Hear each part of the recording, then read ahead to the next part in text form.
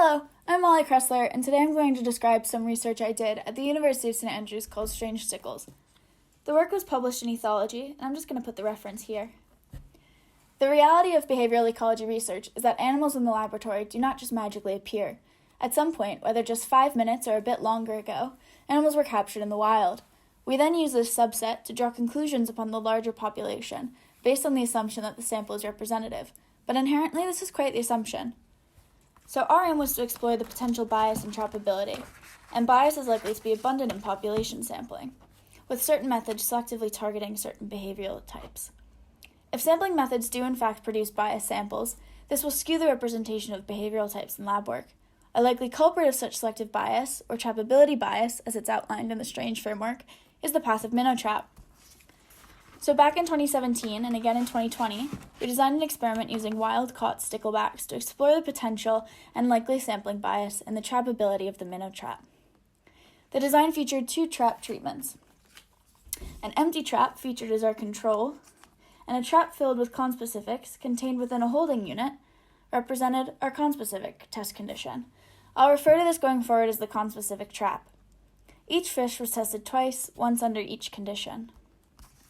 Now, since we're testing for bias in the representation of personality types, we put the test fish through a further 2 trials, one measuring sociability and the other activity. Let's start with sociability. We used a binary split choice assay and measured time spent in the shoaling zone compared to that in the neutral zone. And for activity, we used a novel open field with rounded corners and measured time spent exhibiting thigmotaxis, or wall-following behavior, compared to time spent in the open field. The measures from the novel open field assays were integrated into a compound variable, which I'll continue to refer to as movement. Trappability could now be analyzed relative to the personality scores of sociability and movement for each individual, potentially highlighting bias in the subset of the total population it captured. This design I've drawn here shows how the trap test was conducted. Each trap was placed in the center of the arena, with refuges surrounding it at angles to the trap openings. And just for reference, the trap openings are right here and right here.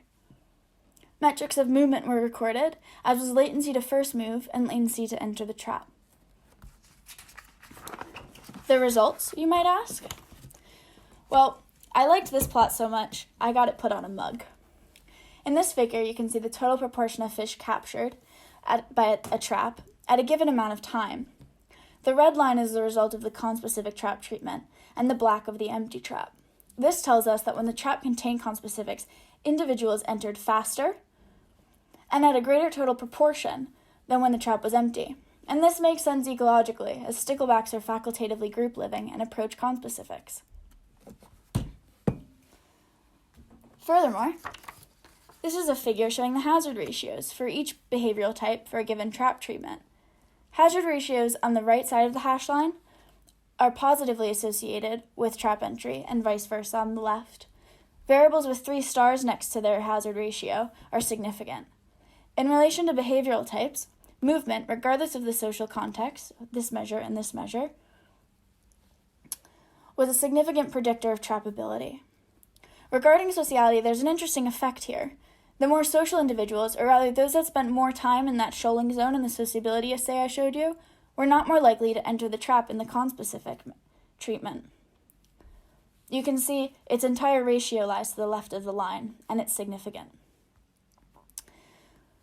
This trend was observed in the empty trap treatment, that's this one right here, but it was insignificant. We have an idea why this might be the case, but don't have the data to concretely conclude why, so I'll just leave it at that for now.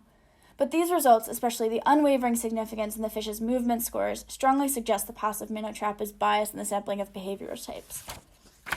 Passive minnow traps are widely applied in behavioral ecology, and we showed how it carries a sampling bias, especially regarding the movement behavior of individuals.